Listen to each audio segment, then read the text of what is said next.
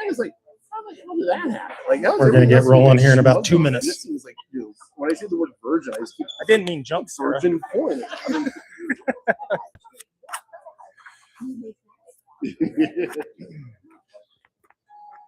let's see here. It's warm. Just in case.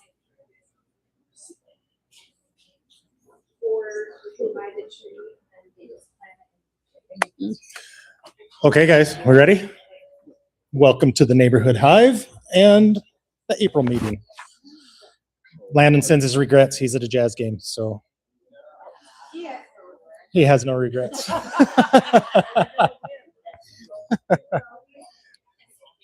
All right, so we're going to kick off with a call for volunteers for the Salt Lake Marathon aid booth that the Sugar House Community Council runs.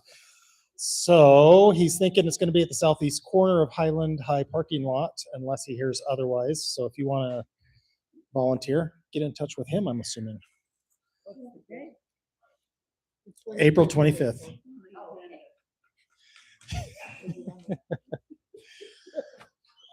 And the music stroll is looking for a little bit of funding. So we're hoping somebody would make a motion to help them out with $750 from the council. We have a motion, we have a second. All in favor? All opposed? Nobody opposed. Thank you. All right, let's start out with Sophia. She's going to talk about her mural project. I just saw it. There she is. I'll put your graphic up behind you. Yeah, that'd be awesome. Okay. Hi, everybody. My name's actually Sophie, just by the way. You don't have to keep the A in there, but it's nice to see you guys. I was here, I don't know if you remember, in August, a couple months ago, presenting about a similar project. So I'm an artist here in Salt Lake City, and I'm working on making more public art pieces, just bringing them to Salt Lake City, to the streets of Salt Lake City. I've been doing ceramics recently down in Sugar House at the Peterson Art Center, if any of you guys are familiar. Sophia. And so I've put it. Oh, sorry. Do I need to go? I know it's sorry. Okay. Is this better? Okay. Sorry about that. I can kind of recap. Local artist trying to get more involved in the public art sphere and making that more accessible for just the general public to have an artistic experience. So I recently was awarded funding by the Salt Lake City Arts Council which is an awesome organization. Thanks, Sarah. And so that's really awesome because now this project can be is put into motion.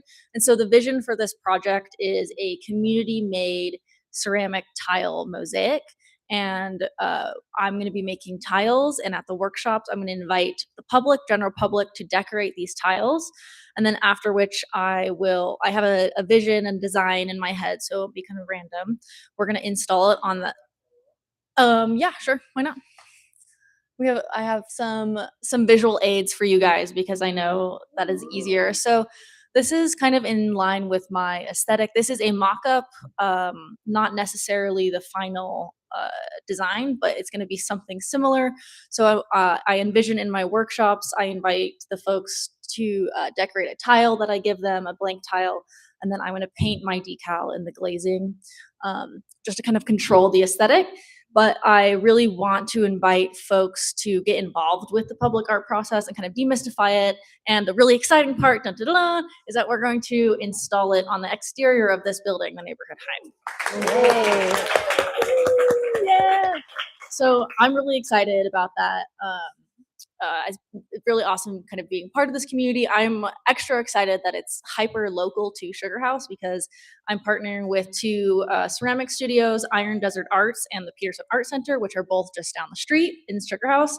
And so I kind of have this idea that it's made just down the street and then we can walk up and it's going to be installed here and everybody in the community can, hopefully take part of.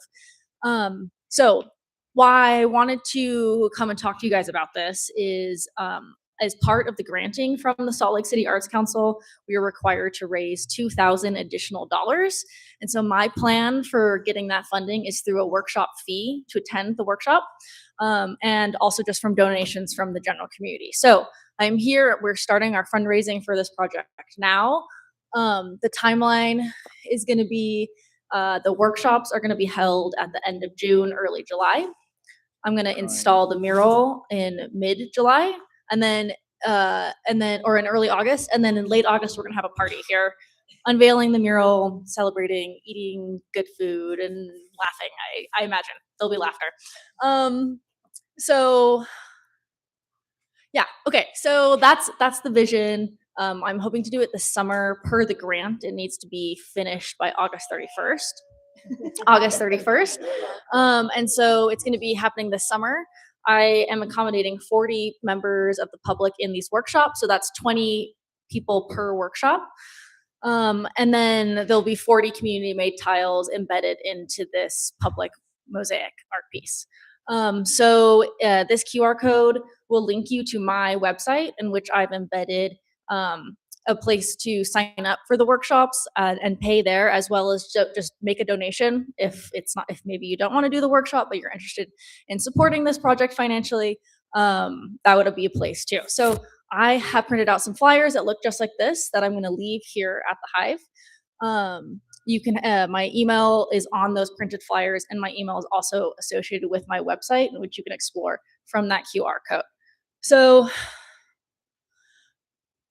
I have hope. I think I can raise the $2,000. I think the workshop fee covers a lot of that, and so it's not a ton that I have to get in line to make this project happen. But I'm really excited to just work with the general public. So spread the word. I'm going to start marketing more intensely with the social channels of the Neighborhood Hive and Salt Lake City Arts Council and the ceramic studios I'm working with over the next couple of months. But I wanted to say here, let you guys hear it first.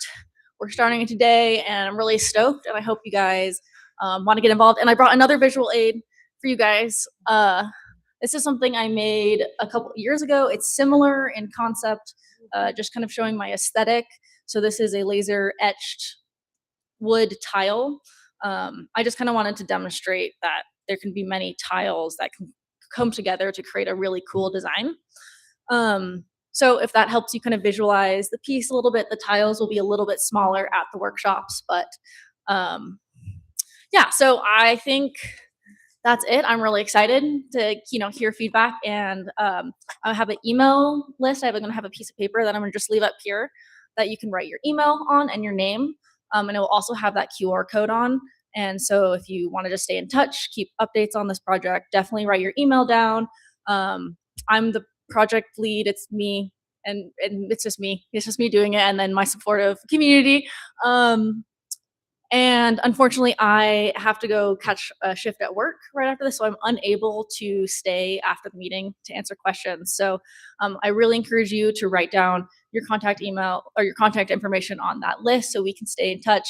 And if anybody has any couple questions, I could take maybe 1 or 2 questions right now. If any burning questions, I'd be happy to answer. But other than that, awesome, thanks. Other than that, oh yeah. So are all the images that we're going to put on these template things, are they going to be your images that you're telling us to draw? So the idea for the workshop is to give the participants boundaries to work in, while also providing them some new skill sets that they could hypothetically integrate into their practice. So with the tiles that I'm going to be providing, the moisture content will be such for carving will be the best method to interact with that. And so in the workshop, I will be doing a demo, and I'll be showing some different ways to create a pattern, and then everybody will create some kind of pattern they can practice. And then, and so it's open to all ages, but children must be accompanied by adults. But I really do want it to be this accessible project. Awesome. Okay, was there one more question?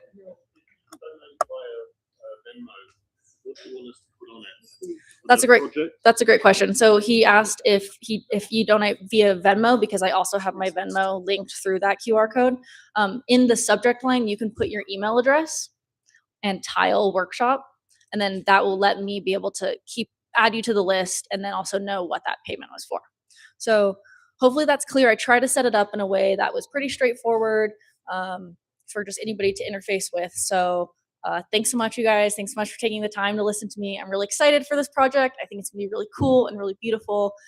So tell your friends, get your family signed up. And yeah, thanks so much. And I'll talk to you guys hopefully soon. Thanks, Heather. Thank you, Sophie. Not Sophia. I apologize about that. All right. Station 3 went blazing out of here. Treasury report is not here unless I missed Mike. Perfect. So we're going to be up Detective Swift.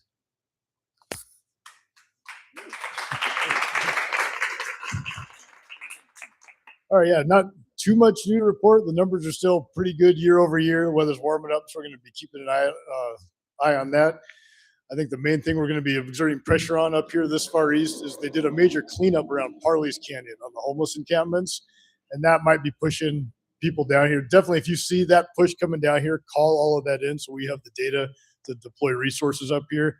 To give you an idea of the size of that cleanup, we're talking, I was told this morning they're about halfway done with the trash, and that halfway mark was about 12 tons of garbage taken off the mountain. That's like a mini landfill up there. It's insane.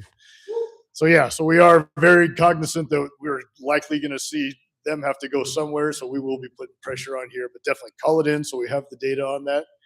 The other thing that's coming up, starting I believe May 7th, I sent it to your community council people to push out, but there's a community citizen academy coming out through the police. If anyone's interested in that, it's just for people who live and work in Salt Lake. It usually lasts about 3 days. They put you through kind of a bunch of the similar training we go through. You get to interact with like a lot of detectives. They'll put you through scenario training with simulated guns and stuff. Occasionally someone murders an unarmed guy in those scenarios, you know, and you get a taste of it, you know, what the pressure feels like. It's very educational, though. It tends to get very good reviews. So if it's something you're interested in experiencing, your community councils will be pushing that info out with a sign up. Anything you guys have been seeing? Any questions? Any issues you think need a? The other hotspot we've been addressing too is that corner mart on 11th East across from the Sev. That continues to be a hotspot. That's primarily underage sales of tobacco and alcohol to the minors. All the high school kids know. And I think about 1590 South. There's that 7-Eleven right there, about 1600 South on the corner there. That's every high school kid in town knows that's the place to underage buy. Joe, we've done 2 warrants there in the last 6 months. And then just now I spent an hour over there and I ran off probably 10 cars full of juveniles. It's out of control. And it's winding its way through the criminal side with a bunch of felonies. But yeah, we are applying pressure on that because that is continuing to go on. Yeah, those are the hot spots I've had. I was going to ask, speeding on 1500 by Garfield School, there's this great sign that says you're going too fast, and I'm sure that's what people try and trigger. I was really pleased. Probably about a month ago, one of your officers was there, actually in the dark, pulling people up, which was nice. But nighttime, the stop sign on, I guess it's a bit further south than 15th and 15th, people don't stop there. And we see people driving through it at speed all the time. But you guys need to be out there at night. You can easily make a lot of money ticketing those people. And then the second part, kids riding these electric scooters around on the back wheel. They're going to die because they're going to fall off and get hit by a car. Yeah, we've got that going. Citywide right now. Those little e-bikes too. I mean, those things will go 40 miles an hour and they're dead silent. So yeah, we are, when we get the chance, cracking down on them. But it's been hard because they're hard to catch and they're quiet and they're just in and out of there fast. But yeah, we are seeing that citywide. Speaking of e-bikes, I heard there was a new state law regarding e-bikes, and what does the city enforce and what are the rules around this? I haven't seen the new state law yet. I know a lot of it around, I mean, in the city has been like sidewalk enforcement and things like that, especially in the downtown area. But I can look at it. I can find that out, what the new regulation are those, because we need to do something, right? Yeah, I'll also email it for him to push out for some of the traffic stuff. We do have a link on the website now where you can put in specific addresses, and that goes to the motors department when they rotate around their enforcement schedule. So that would help get guys out there. So again, we're very data driven. So when you call it in or you put it in on that website, that's what every month usually even more than that, they're going through those stats, and that's how they allocate a lot of resources. So yeah, definitely report that stuff. Again, I'll send the link out. to be pushed out to the councils there. So you guys can just throw that address in there. And so they've got that data, and that will absolutely make them deploy more things over there. All right. Yep, every time. Thank you, Detective Swift. All right, next up, we are going to have the manager of the Sprague Library, Amber, come on up and introduce herself.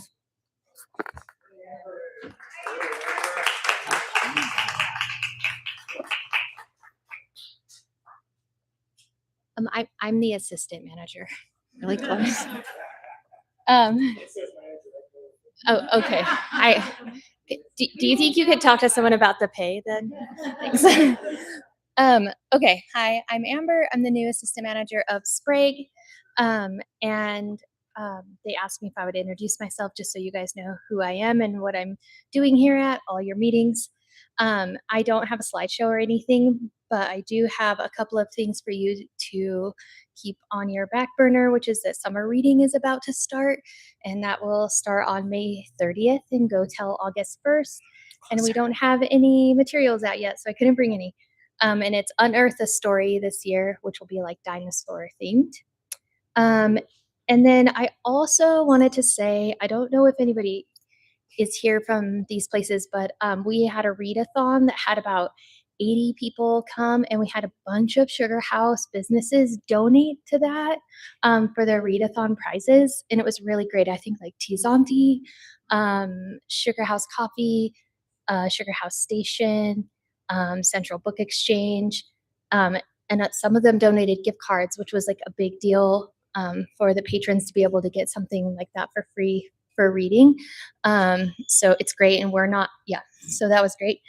And then the last thing I want to talk about is Sprague will have a big kind of like summer reading party. We call it Camp Sprague. We have it every year, and this year it'll be on June 6th at 10 a.m. to 1. And if they want me to talk another time, maybe closer, I can bring in some more materials for that kind of stuff. And yeah, I'm also the beekeeper. So if you have bee questions, you can ask me those. Yeah, that's all. Does anybody have any questions? For the summer reading program, is that for children? It's for all ages. So we do a big push for children. There's a lot but we do want a lot of adults, all ages. And there's prizes for all ages. And for the children, are you looking for volunteers that the children read to them? We don't have a volunteer program like that yet, but we are in the middle of a strategic plan. And so they're looking at doing a lot of stuff. And I know that volunteers have been brought up a lot. So hopefully I don't know if you guys are. Isn't that also canines? Oh yeah, we do have read dogs. Oh, okay. Yeah, once a week we have read dogs. So, but yes. Any other questions? Any? No? Okay, great. Thank you, Amber. All right, Roxanne from the Park Authority. And I've got a slideshow to put up.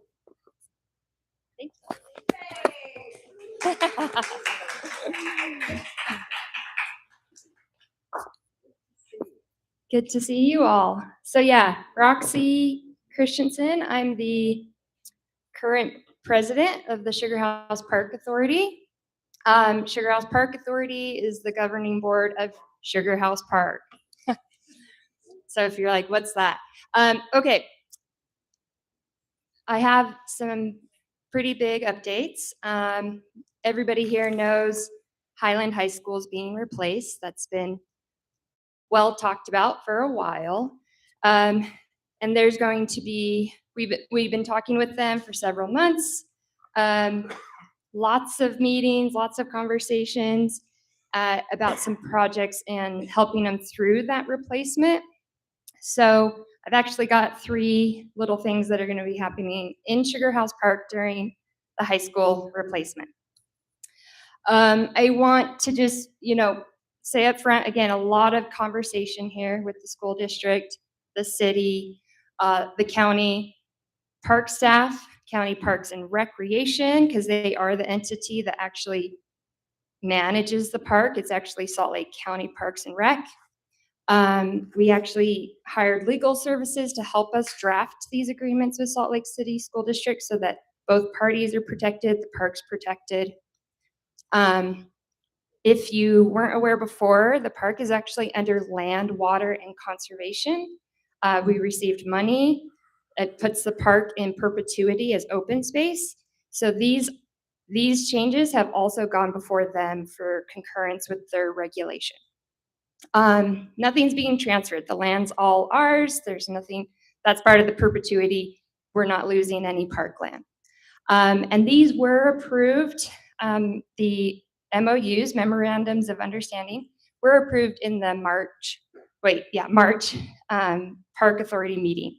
So these are approved going forward, and I'm here to tell you about what's happening.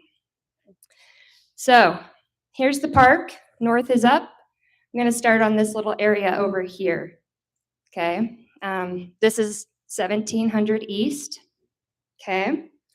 Here's a little aerial view. You guys probably know this fence, right? So this is kind of what is currently seen as school property and then park property.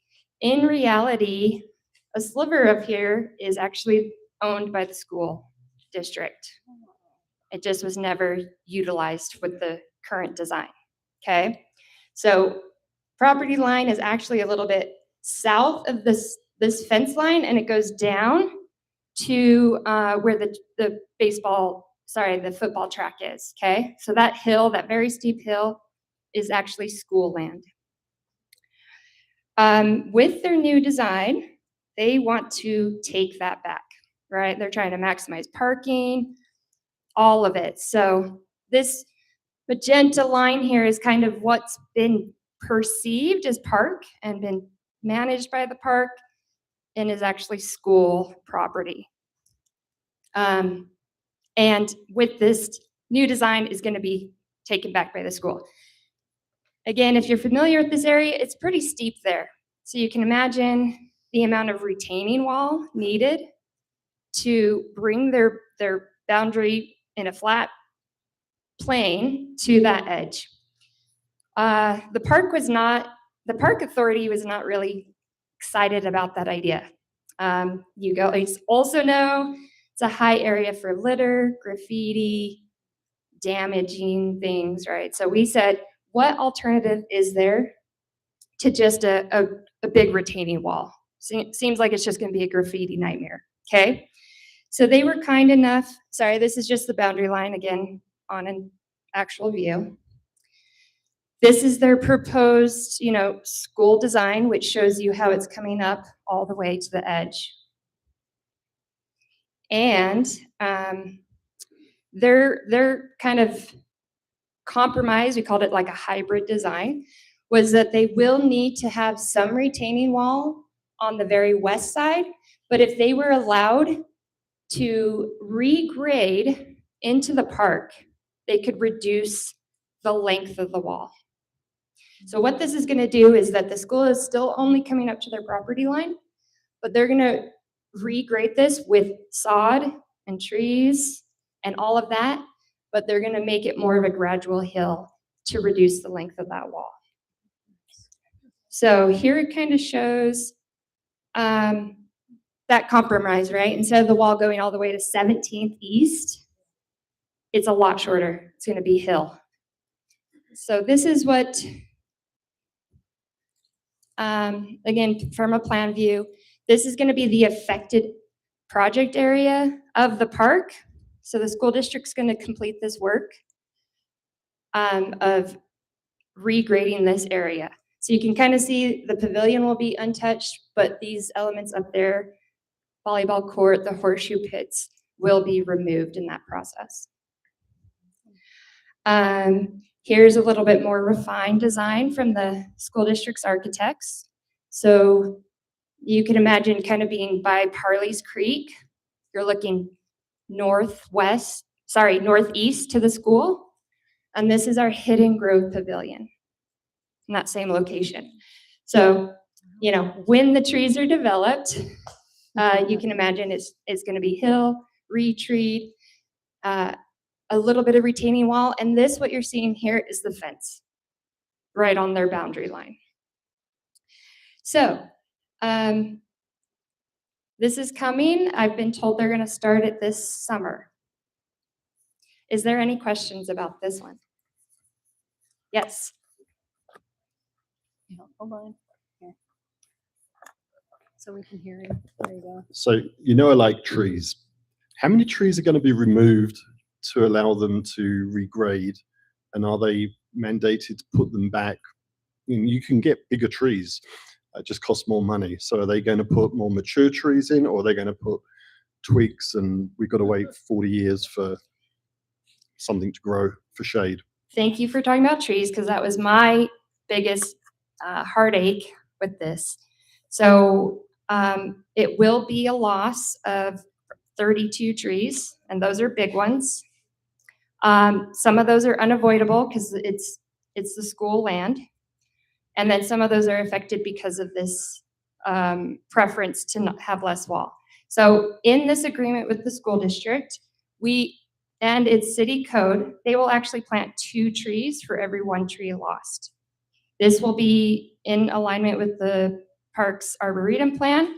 We've asked for a caliber of 2.5 inches, so that's actually a little bit more older tree, and it helps with the ability of that tree to survive.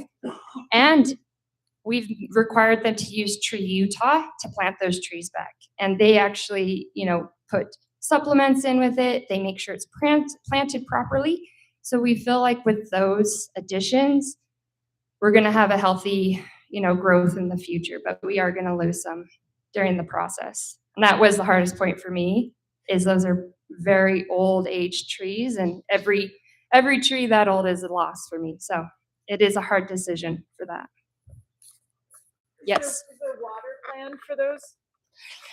Yes. So the school, as part of all of this work, is going to replant the irrigation lines, the sod. It'll be returned back to an operating, open space.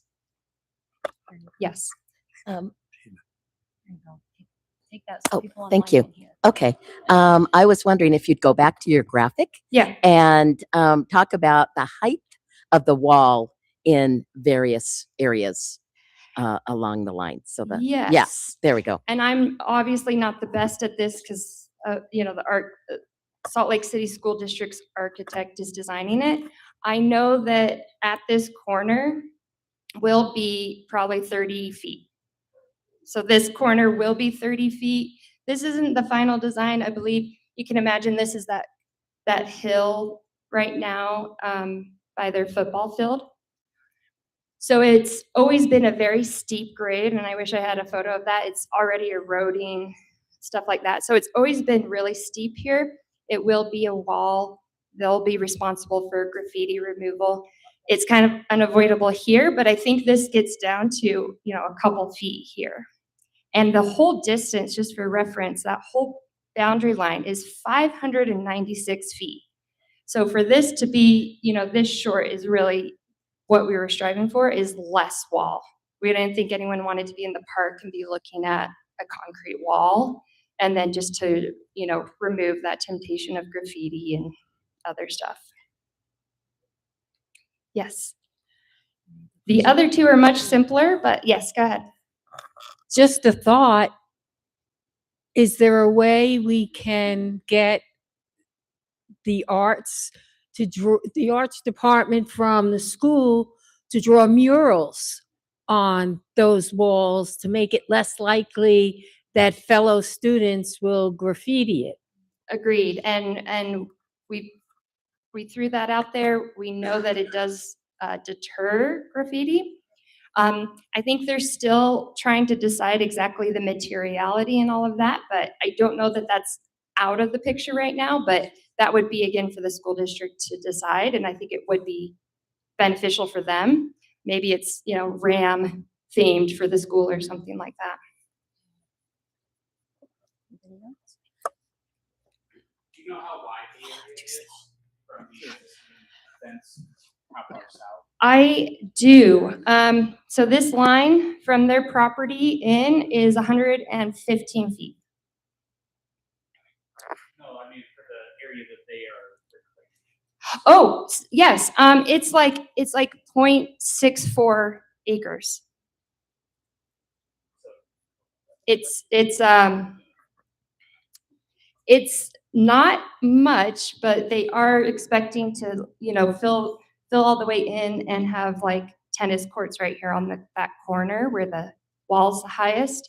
But it's not super huge. It's something like a half acre, a little bit more than that. Will the volleyball court be reinstalled afterwards? Yeah, I think that the volleyball court, yes, okay. So they are going to pay for the loss of these spaces. They are giving us a cost to replace them. And that is part of land water conservation, is that we have to add back in an amenity. Now, I don't know if horseshoes is what we'll put back, but the volleyball court was used a lot. So we are working with land water conservation. Is it another volleyball field, or is it maybe improvements to, basketball is very popular. Do we do some improvements there? Is it another type of activity? It doesn't have to be in the same area. So it may be those funds are invested elsewhere. So if you have thoughts on, it's not a ton of money, so no pickleball court. But if you have any feedback on that, you can, sugarhousepark.org/feedback. You can send us input and stuff like that to let us know what you're thinking. Okay, I'm gonna go fast for these other ones because they are simpler. So here we are, overall map. We're down here on the south end. I-80 is right below us. Seagull Lily Pavilion and our Mount Olympus Pavilion. This has been open field right now with a little bit of a baseball field, right?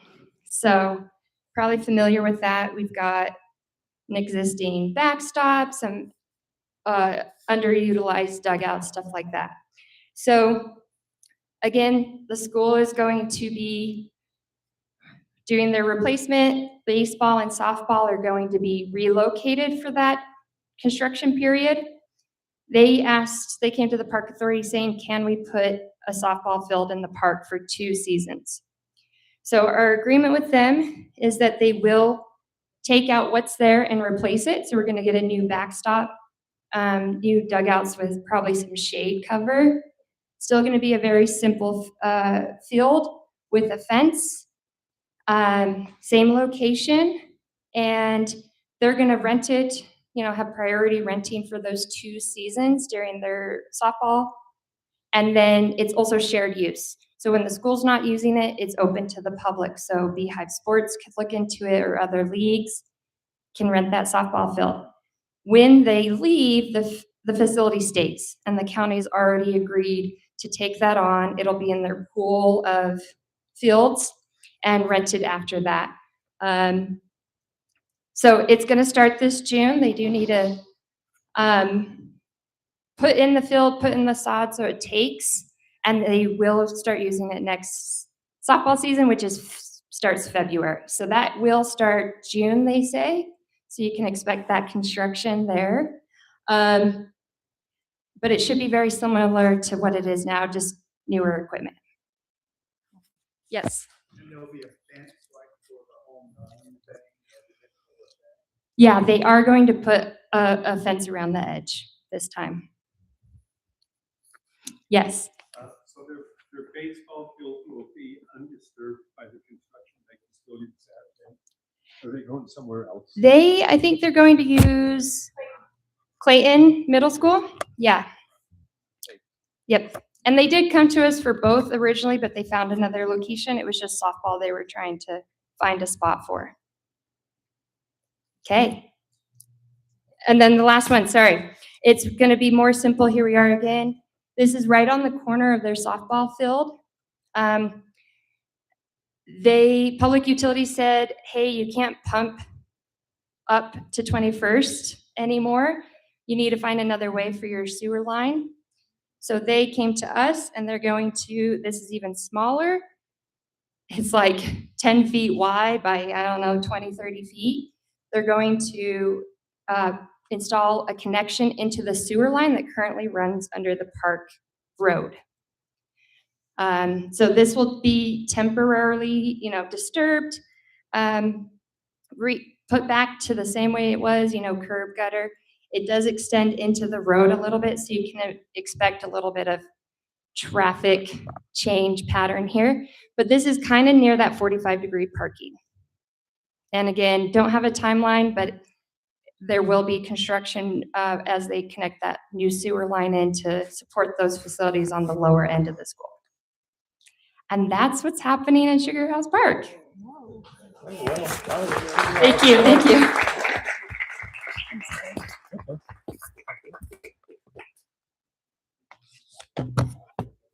We're going to stay with the park theme and invite our good friend Ben up here to talk for the Friends of Fairmont.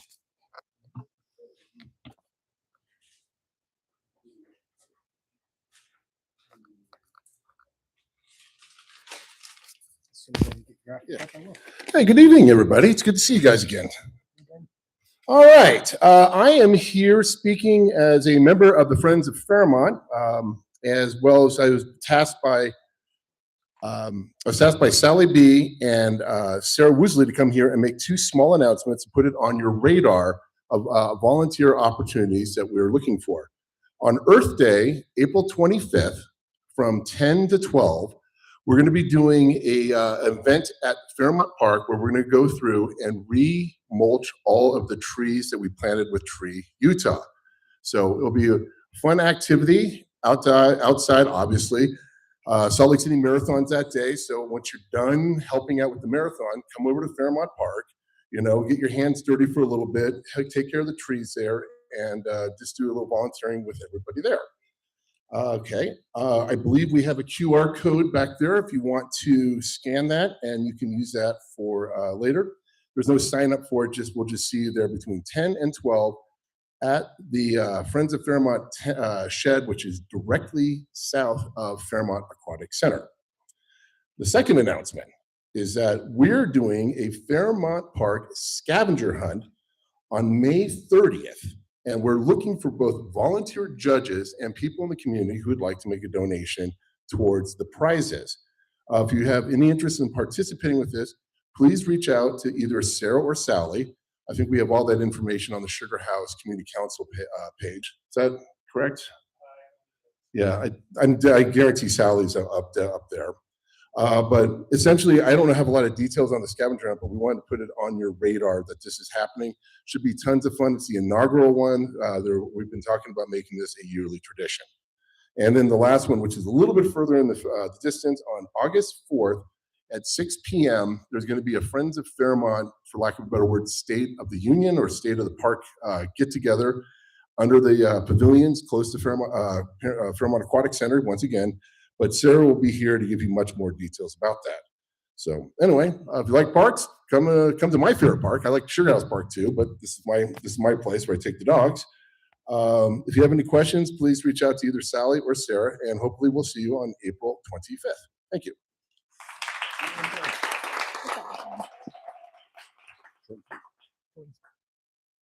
All right, we are going to go straight to Kira with the Fairmont Park redesign. Wow. Hi, everyone. Sorry that I just barely got here. I was at the art design board meeting selecting art for this site, and that's a public meeting that there was several artists applied, gave their qualifications, and then the art design board selected 3 to give in proposals. And yeah, so that's exciting. There was 3 really awesome proposals, and that will be linking the McClellan Trail, like the shared street, into Fairmont Park. So excited about that. But I'm not here to talk about that. I'm here to talk about our design, our final concept design for Fairmont Park. So this slideshow is maybe a little bit longer than I need it to be, but I'll go through the first few slides a little quickly just to reset the context that we're talking about and how this project, how this design came to be. So if you want to go, I get to do this. Fun. Okay.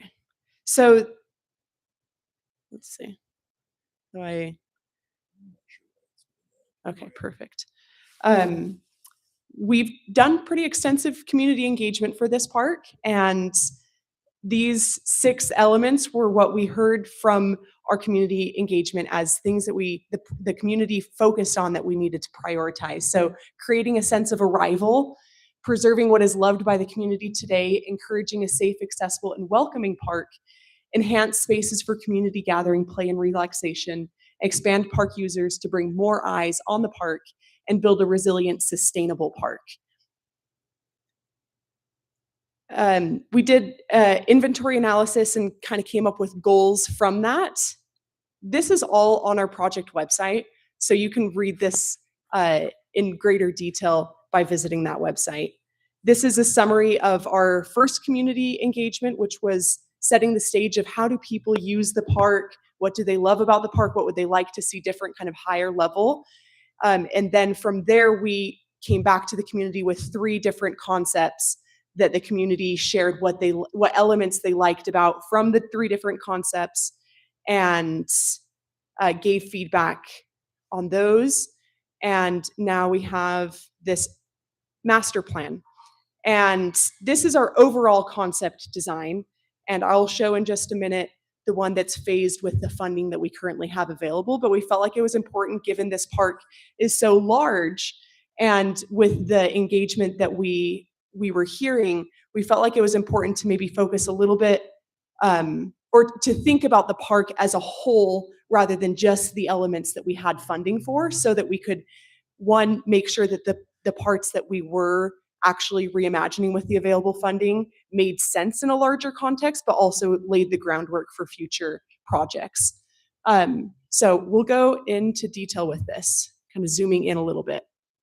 This is the Sugarmont Drive improvements. So on the north side of the park, and this we have funding for. So what we have here is there's the dilapidated tennis courts that we all love, and it's a hard space to try to figure out what to do with because it's separate from the park. And anything that we thought of ways to activate it felt like there could still be concerns about the usage and the safety elements there. And so something that we do know will always be used is parking. And so we're trying to actually spread the parking out more. So there's a reduction in parking on this west side, and obviously an addition of parking on the east side, but overall no parking is lost in this section. And you'll notice on that, oh, did I get west, east mixed up? Sorry. East, west. On the north part of the west, over here, there's community gardens that will be added, and more trying to increase the green space between the street and the parking lot to really invite that in. And the community gardens will be active, and we'll find some good partners to work with that. And the Boys and Girls Club, well, okay, another element here is the streetscape will be kind of more of a promenade, so some good trees, some good landscaping, a wider pedestrian path, which doesn't exist currently, coming from that corner over into the park. So we'll add some nice pedestrian bike facilities. And that means that the Boys and Girls Club, they have a little playground for their like preschool, and it's sad. And so as a part of this project, we're actually going to remove that so that we can add streetscape for entrance into the park, but give them a playground, like a Boys and Girls play zone, Boys and Girls Club play zone. And that will be their play zone, but when they're not in operating hours, we'll make that available to the public. And then also just making it easier for Boys and Girls Club to enter into the park, creating a safer walkway for them. From the parking by the gardens, you have to go up and around to get into the park, or can you go below? Unfortunately, there's not enough space between to facilitate that. That would be really awesome. But yeah, the pathway there is pretty limited. So yeah, you would have to go around. Okay, so now entering into the more central part, this is what we're calling the McClelland Trailhead. So this is coming from the McClelland Church Street, entering into the park. There's the aquatic center there on the east side. And the major change with this is a removal of the big pavilion that's there, and instead creating a stronger promenade entrance into the center of the park, trying to draw people more into the middle of the park to activate that space.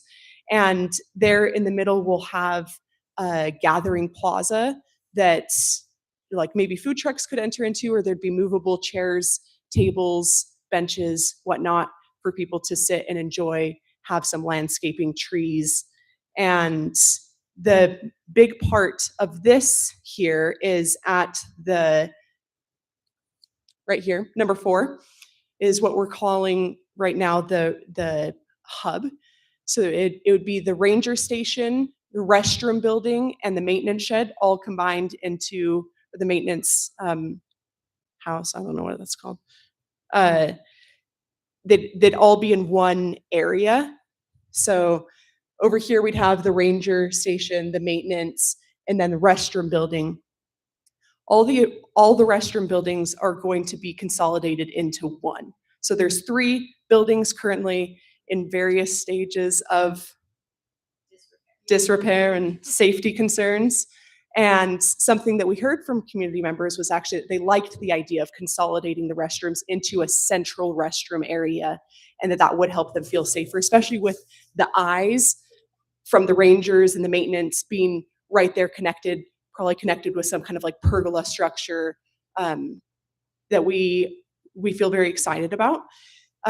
This is also in conjunction with a restroom study that we're starting that was CIP funded, that will look into kind of like a typologies for restrooms across the city and come up with best design choices for different styles of restrooms.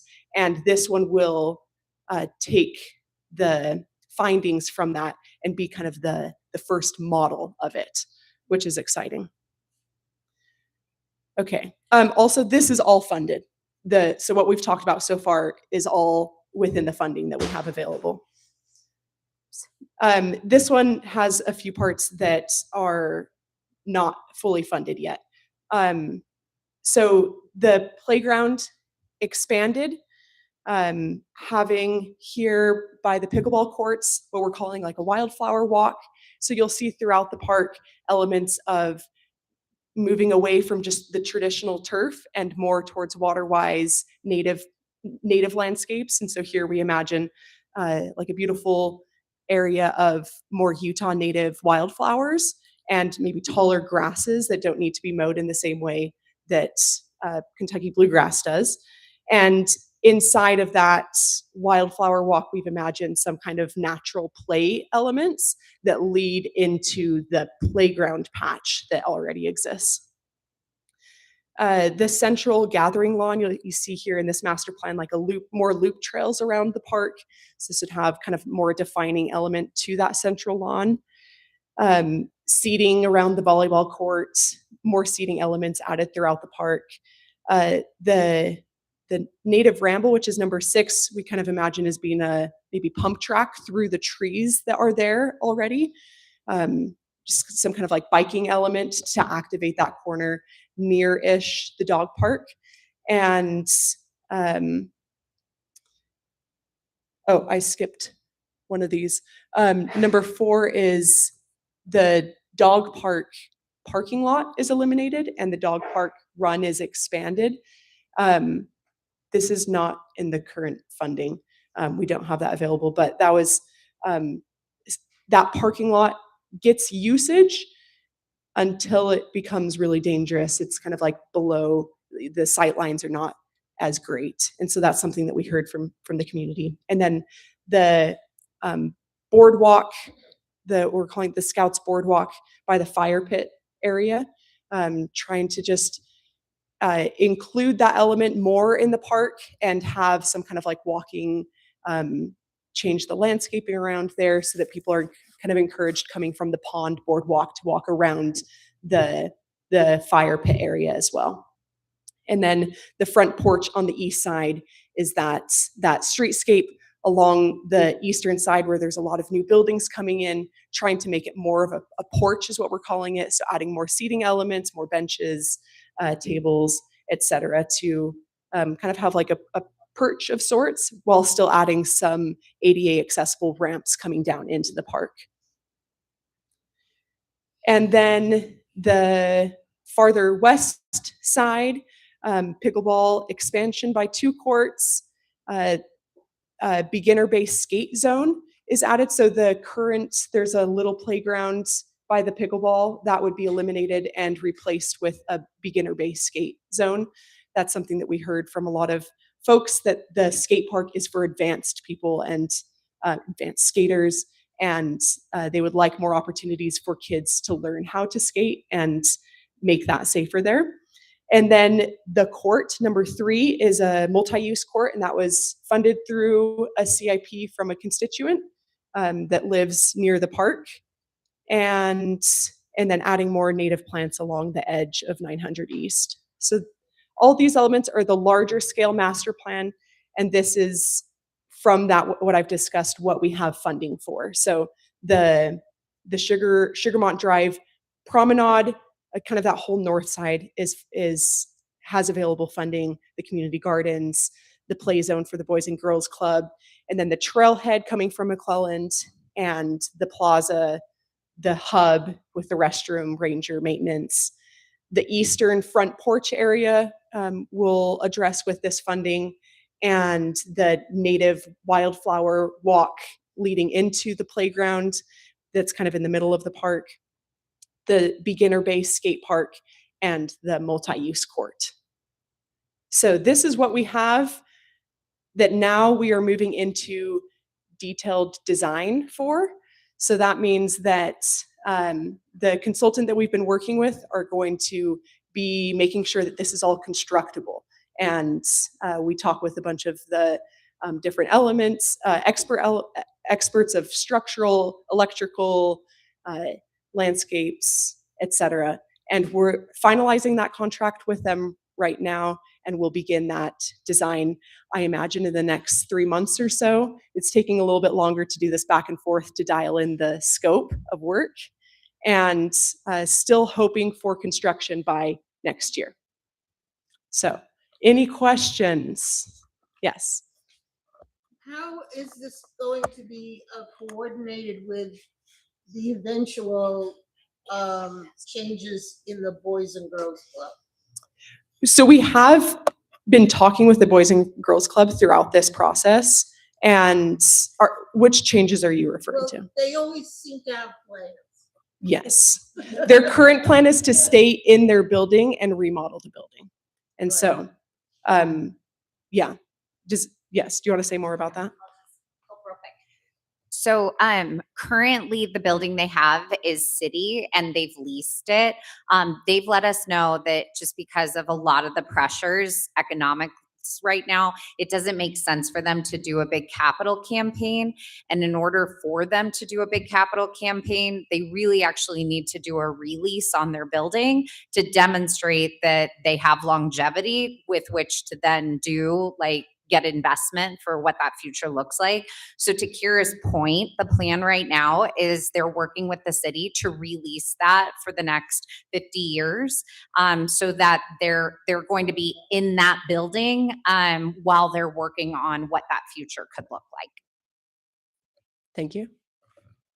Yes. I just wanted to say that I really like the removal of the maintenance shed and the restroom building that blocks the island to the pond. Yep. I appreciate the fencing that's gone in there now, but I think this plaza with the eye line to the pond from that west side is going to be a really nice opening up of that corner. So. Yeah, I agree. I'm glad you feel the same. Yes. So the fields stay grass? Yes. Yeah. The sports fields you're referring to? Yeah, they will. Got to keep those programmed with those youth sports. Yes. A couple points. So will the bathrooms be year round? Okay, great. Yes, we are. That's part of our approach. We're hoping that With that the we can new make that work. design, That's our intention and our goal. Yeah, with Um, kids at the playground, it doesn't work just June through August. So. Yeah, And adults too. then the parking lot for the soccer fields is super busy. And so we have the glass recycling there and also the sand salt. I'm wondering if the sand salt can't be moved to the golf course and the recycling may be moved to your upper lot, which is going to be hard to use unless there's an event. You Yeah, know, and that would free up because that is really packed. I know that we've initiated conversations about the salt, but I can see who to coordinate with about the recycling as well. Yeah, it seems like there's some other lesser used parking lots that could be used for the salt. On the glass recycling, even if they would just move it to the southern edge, if there's broken glass all over the parking lot around the bin, which is not awesome when you're walking dogs or kids, sandaled people. So Yeah.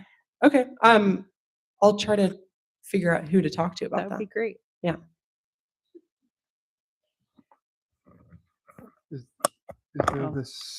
Is there the same amount of parking with this new design? I'm trying to remember the exact numbers. If I remember correctly, with the plans to do the Sugarmont Drive improvements, that would actually also add some additional street parking. There's no loss in parking. I don't know if there's an addition in parking. Yes. When will we get to start this process? And what does that mean for when we think we'll end it? Yes. The design should start in the next 3 months or so, the detailed design, which means that I would anticipate construction beginning 2027? 2027 for sure. Beginning, yeah, I would assume mid 2027 or so. I always really hesitate with these kind of timeline questions because so many elements change the schedule, but that's the goal is still 2027. Yeah. And then when, like, how long? Do we know? That I don't know. Yeah. Yeah. I mean, Pioneer Park, which is a smaller park, but probably similar acreage of improvements, has a pretty quick turnaround construction timeline. I think they just started maybe about a month ago and are aiming to be done by the end of summer. So, yeah. You said about the dog park resurfacing, are they gonna do just more dirt or are they gonna put a specific? That won't be addressed in this stage of funding. And so I don't have an answer for it yet, because that would be something that would be explored in the detailed design. Yeah, that's more the like textures and But that parking lot will be lost. in the future, In the but future. not with this phase Okay. of the project. Yeah. Potentially in the future, I should say.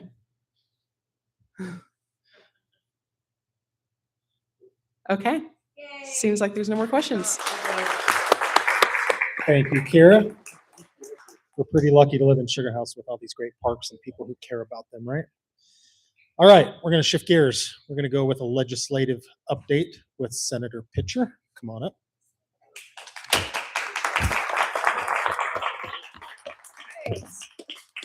Thank you. All right, it's nice to be back here now that session is done.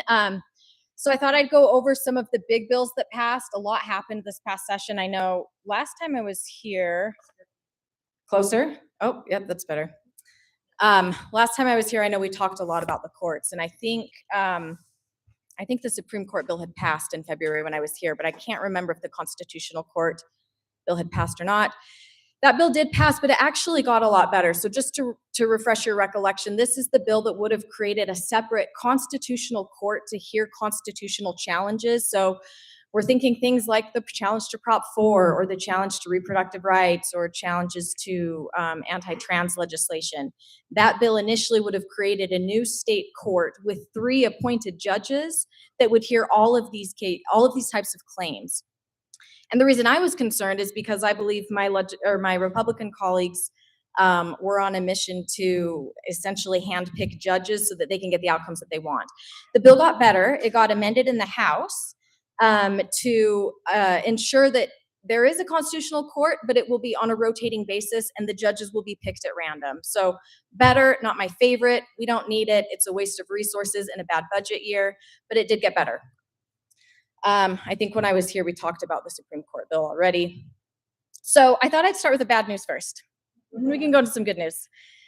Okay, there was a bill, the title was HB 209. This is a voting bill. It requires proof of citizenship to vote in elections. I opposed this bill because I think it just creates additional barriers to a process that's working really well. Our Lieutenant Governor has shown us some awesome data that shows that our mail-in system works great. Our voting system is great. We don't need additional barriers. This creates barriers, especially to women who have changed their name, or individuals who've undergone a name change, perhaps affiliated with their gender identity. So I voted no on that bill. Unfortunately, it did pass. There's a water bill, HB 60, which it was kind of a complicated bill, but essentially reduces Utahns' ability to challenge water rights applications. Sort of narrows their ability to speak up on behalf of water rights. I didn't like that. I voted no. That bill unfortunately did also pass. And then there was a bill from Representative Shipp. This is HB 174. This deals with, let's see, I want to make sure I don't get these mixed up because there were two sort of youth trans healthcare bills. This bill banned healthcare providers from prescribing hormonal transgender treatments to all minor patients. So basically expands on some legislation that we passed a couple of years ago. I opposed this bill. I don't think that banning this type of treatment for our vulnerable youth is helpful at all. In fact, I think it has the opposite effect. It is a huge barrier, or excuse me, it impacts their mental health and I think can drive them to some bad outcomes. And so I voted no. This one did unfortunately pass. So, okay, that's the bad news. On to some good news. I actually think that this year wasn't quite as bad as we were all thinking it was going to be. A lot of this was because a lot of bills, yeah, I know. It is a low bar. It's true. Well, the interesting thing is there was the highest number of bills have ever been filed this year, but a lower number of bills passed than the past couple of years. So a lot of bills were held in rules, or, you know, I think the Senate was sort of the voice of reason this year. The House has gone very surprisingly far right. We saw some of the worst bills come from one specific legislator, Representative Lee. Yeah. He has a primary challenge this year, by the way, with a very viable candidate. This is Bob Stevenson. I would recommend checking him out. He could use your money. So I'll just put that in there. Yeah. I know. Trevor Lee. I wish Andy would come back. I hope that guy is just good. Yes, I agree. I think the lesson learned was you can't rely on the convention process, and Bob Stevenson has not. He got his signatures.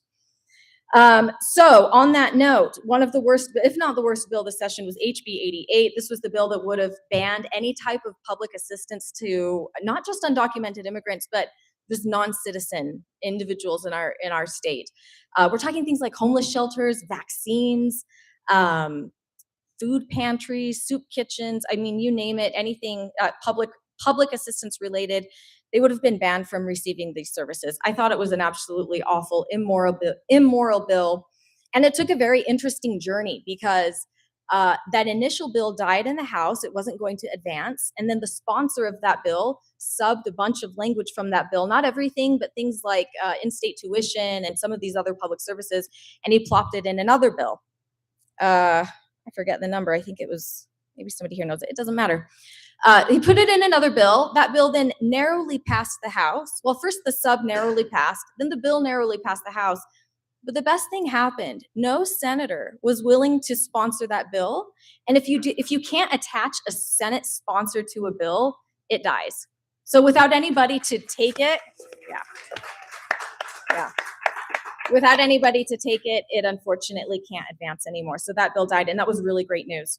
There was another bill, HB 452. This one was very weird, but it would have allowed concealed firearm carry access in publicly supported entities. So we're talking things like the Delta Center, other large venues that receive any type of public funding. It would have allowed for concealed carry. You can imagine why that's a horrible idea. This one didn't get very far. It died. I don't even think I got a hearing, if I recall. So it did die. They tried to salvage it, but I don't know how you salvage that. Let's see. Another bill by Representative Lee would have essentially done away with the driving privilege card. Again, this is something that non-citizens and undocumented immigrants can get as a mechanism to be able to drive. Regardless of how you regardless of how you feel about immigration, if you are a driver on the road and you get hit, you're going to want the other person to have insurance. And so having that card, that driver's privilege cards, allows them to get insurance. It allows us to know who's on the road, essentially, and to protect everyone. So that bill died. Did not go anywhere. Okay, a bill that passed. This was one of mine, one of my favorites. This was SB 272. This talks about water conservation, and we're talking about new or renovated properties that belong to the state, so state facilities. Whenever they put in new turf or they're renovating their turf for whatever reason, they need to, moving forward, put in low water use turf. So this low water use turf can use between 50 and 75% less water. And then it also imposes irrigation auditing on these state properties. So not only are we auditing for how much water is being used, but the efficiency of that water, making sure that sprinklers aren't going onto sidewalks, it's actually covering our turf, and that it's doing so uniformly. So it's a good water efficiency measure, and that bill passed. It's a little closer than I was expecting, but it passed. HB 256 was a bill that would have politicized our school board elections. I oppose that bill. I don't think there's any reason to make education political. And this bill failed, so good news. Another good bill, HB 76. This deals with data centers and their water use. This bill would require large data centers to report annually on projected and annual water use, their efforts to reduce water consumption, and efforts to protect the environment and the public from polluted water. That bill passed. So we'll have some accountability moving forward on that. What's that? Yeah. Well, we worked on that, actually. I had a bill that would have prohibited local law enforcement from cooperating with federal ICE agents in religious places of religious services, and it didn't go anywhere. I mean, it was so political, but we are going to keep working on it. It's a huge issue, and I'm really troubled. Okay, two more. HB 196 would have renamed Harvey Milk Boulevard. It was a Trevor Lee bill. That one did not go anywhere, died. And oh god, there were so many weird ones by this representative. There was no. He had a number. Yeah, no, this was another one by Representative Peck. This one would have required schools to show videos to students about the reproductive process. But as we looked into these videos more, we found that it was full of misinformation. It just wasn't accurate, and it felt a little like propaganda. Again, I don't think we need to be telling our schools what to do. I trust our local school districts to understand what our students need, and that isn't it. So that bill also died. But instead, we're going to teach you about Jesus. Yeah, we are going to do that. We're going to do that until somebody files a lawsuit, hopefully. So just a couple things I'll note really fast. That was kind of an overview, but of course we did a lot. I do think it was actually a better session. I do. We've seen some really bad ones. I'm really encouraged that some of the worst bills didn't get anywhere. I hope that those legislators don't join us next year. There was one bill that passed that deals with postage for ballot initiatives. You probably heard of this. It was amended at the last minute, last hour of the last day of the session, to prohibit groups like Better Boundaries from including postage, because apparently this is a bribe. And it did pass, but to no avail. As we all know, that ballot initiative to repeal Prop 4 will not be on the ballot. And I think my favorite thing about this is that my colleagues were beat at their own game. A number of years ago, they passed the law that allows people to remove their signatures for 45 days. And the first time it was used was to undo this, yes. So I'm very excited about that, but I also want to say I expect a special session. I expect a special session this year. I think that something probably like Amendment D will come back. I don't know if you remember Amendment D, but it was a misleading ballot language, or excuse me, a constitutional amendment language that would go on the ballot to change the process of citizens being able to reform their government. My prediction is that they'll probably bring it back again, but be more honest this time about what that does. And I don't know what will happen. Maybe because the last time when they weren't honest, they lost in court. So I don't know. They cannot take the L. They won't take the L. So I don't think the fight is over. I think a special session is coming. And so I just want to urge you all to stay vigilant. I'll be here with more updates. Better Boundaries is doing a fundraiser tomorrow. I encourage you to support their work if you support Fair Boundaries. So, all right, that's it. Thank you so much, Stephanie. We have Tanel Taggart here. She's running for County at-Large council seat. Thank you. Hi, everyone. My name is Tanel Taggart. I am running for Salt Lake County Council at Large, like Derek said. I am so excited to see so many folks here. Do we have any delegates? Oh, okay, we got one. So I'm going to convention. I will see you there. And kind of the first step is I got to make it through convention. There's 5 of us. So I'll tell you a little bit about who I am, why I'm running, and why you should vote for me. I'll just be talking to Sarah the whole time. Don't worry. So I grew up in Davis County. I was raised very conservative, Republican, LDS, and there was 8 kids in my family. And we were raised very patriotic. My dad worked for President Reagan when I was born. At some point, he ran for Lieutenant Governor of California. So politics was always something that was very important to me, and I felt very sacred about it, I guess. And so when we were growing up, times were tough. Only my father worked. We relied a lot on government assistance, on church assistance, and just kind of community. And I realized at 13 years old, I was not going to have a backup plan. I didn't have anyone I could count on financially. And so I went out and got a job at 13 years old picking vegetables at Bangerter Farms. And since then, I've had usually multiple jobs. And then I decided to go to BYU after high school. And after 2.5 years of that, I realized that really was not the spot for me. And I had started to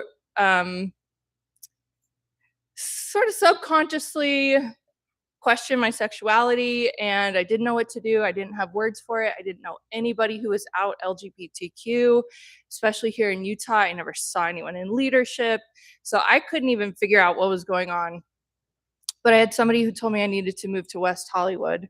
And so I did and figured it out really quickly. And, you know, I just thought to myself, I had to almost lose my family, my church, my university, my community, everything I had ever loved and known in my life, just to be my authentic self. And I thought, never again is that happening. And that led to my switch to the left. And I was out in California when the Prop 8 situation was going down for same-sex marriage, and the LDS Church was dumping millions of dollars into it. It felt like a personal attack. And so that really began my activism on the left side. Eventually, I went back to college, graduated from San Diego State in psychology, and I went to New York for grad school in clinical psychology. And they did a really great job of teaching me that a majority of the problems we see today are a result of bad systems. And we can't fix the systems until we get good people in place to fix them. And so that's part of why I'm running. Now, I also went to San Bernardino County for internship. And I spent a year doing forensic mental health there.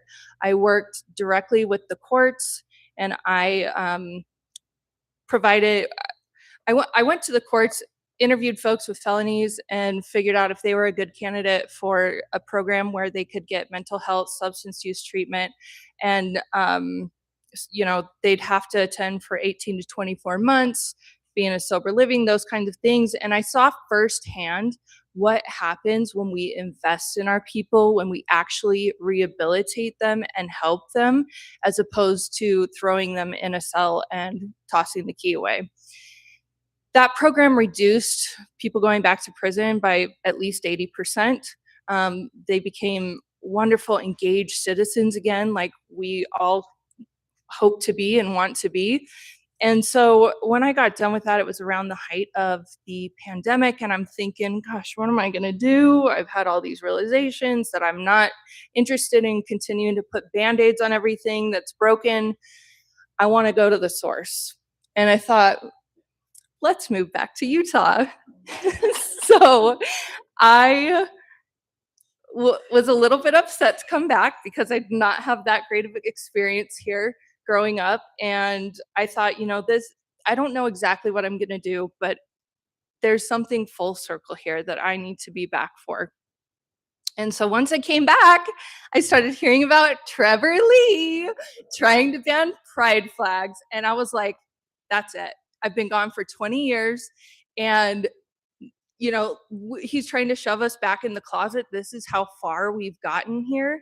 So I have gotten involved in everything I can community-wise. I try to show up. I'm out knocking doors. I'm at legislative hearings speaking up. I'm at county council speaking up. I'm in the streets. I try to show up for everyone because it's time for the 99% to be represented. And that's what I plan to do. The county council recently just canceled all the county-run daycares. They tried to cancel senior centers. They canceled women in trade internship programs. And they're doing this all under the guise of not raising property taxes. Well, guess what they did? Raise property taxes. So we're paying more for less. That is not the direction we need to go. The values I learned were taking care of our neighbor and loving each other. And I don't know how that's gotten so far from where we've come. So that's why I'm running for Salt Lake County Council. I feel like I'm got the right skills, expertise, and passion, and I'm uniquely qualified to step into this position. And I would love your support in doing that. So thank you very much for having me. And I have literature up here. I'll leave it over here if you want to grab some, and feel free to contact me or reach out. I'm happy to chat with you. Thanks. Tanel's one of my favorite local activists. I would encourage you to follow her on social media if you're not already. All right, we're going to invite Taylor Cater. Did I pronounce that correct? Taylor, yes. Running for District 14 Senate. Thank you. Well, my name is Taylor Cater. I'm actually here as the proud son of an immigrant and also public education. Stephanie's probably sick of hearing that because she hears that every speech I give, but it's true. So I'm just happy to be here tonight, and I'm grateful for the opportunity. So I was raised outside of the current Mill Creek and Holiday area. I grew up in a very low socioeconomic family, and we, similar to Tennille, had to go to food pantries as part of our survival. And I was so grateful for those. I was grateful we had a community to do that. I special permitted into Churchill and then into Skyline. And I was not anticipating, but I found this incredible warmth and community that wrapped around me. They embraced kind of the very different socioeconomic circumstances we had and different cultural background that I had.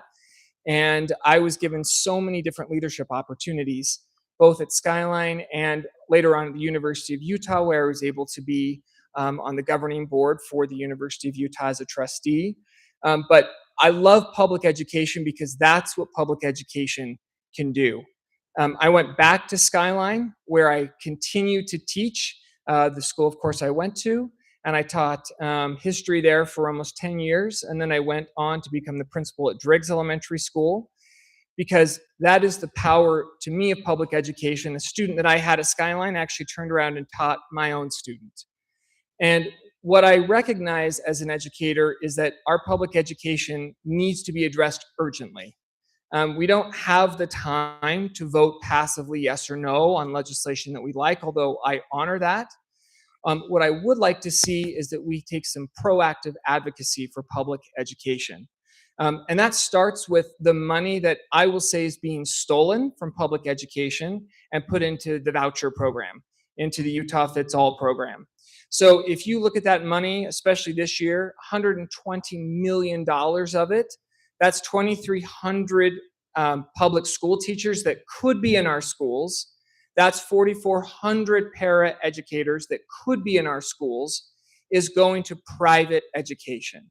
And I'm not okay with that, right? We need to bring that back into our communities so that our communities have the resources to do what they did for me and thousands of, at this point, hundreds of thousands of other students across the state. So that's my first major issue, is I want to make sure that we're negotiating to bring those voucher dollars back into public schools and helping to reduce class size.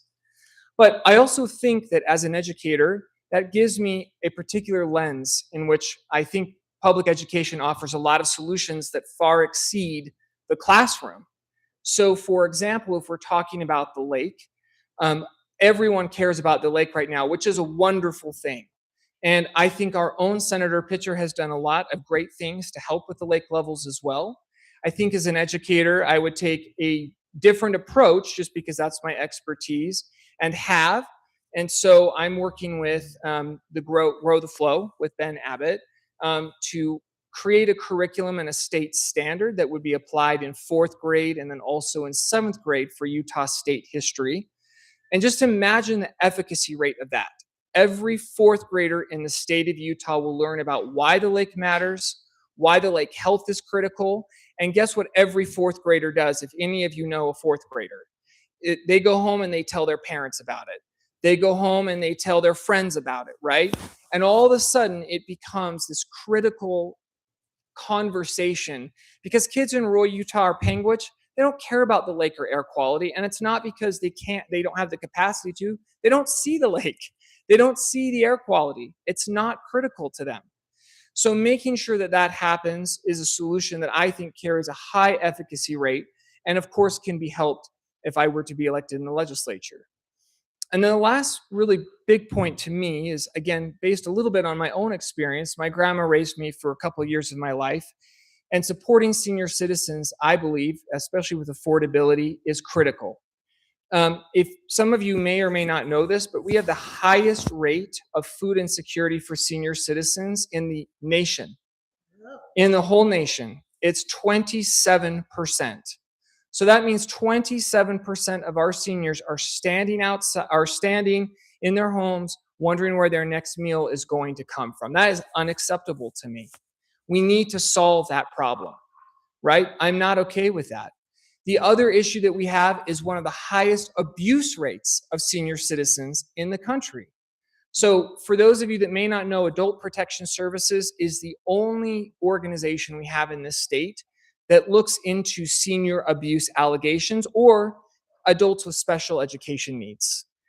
And they only accept 5% of those rates that go into their organization. You guys, they only look into 5%. It is an inverse across the country. So that is not acceptable to me. And I would like to see increased funding be appropriated to Adult Protection Services to make sure that seniors do not have to suffer those kinds of abuses. And if any of you have ever seen that, it is heartbreaking. The last piece to that affordability is childcare that was mentioned as well. Childcare is something that, of course, I think affects everybody, whether it means if we expand jobs for people or for people who are trying to make it with their own children. And as you know, Salt Lake County cut all the childcare out of their bill or out of their budget, right? And you guys also may or may not know this. Gail Miller offered to pay for the entire program, and Amy Winter Newton told her no. So, right. So what we did, what we did as a school district, and I'm proud to be a part of this, is I went to our superintendent and said, we've got to find a way to solve this problem and help the county. So we are now working with the county as Granite School District to ensure that we have some kind of new childcare facilities to offer parents that can be utilized across the valley. And I'm proud of that. I'm proud that we're able to do that. And of course, in the legislature, I would love to be able to further fund that program and expand it across the state with other school districts. So those are the big 3 platforms for me in terms of my priorities. I really appreciate the time you guys have given me tonight, and I'm happy to answer any questions. The final thing I'll tell you is on April 10th at our home, actually, we're doing kind of a party to celebrate convention on the 11th, but it's actually a fundraiser.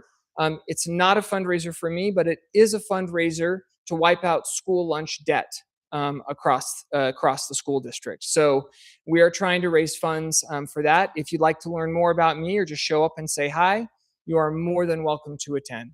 So thank you so much, you guys, and have a wonderful night. Thank you, Taylor.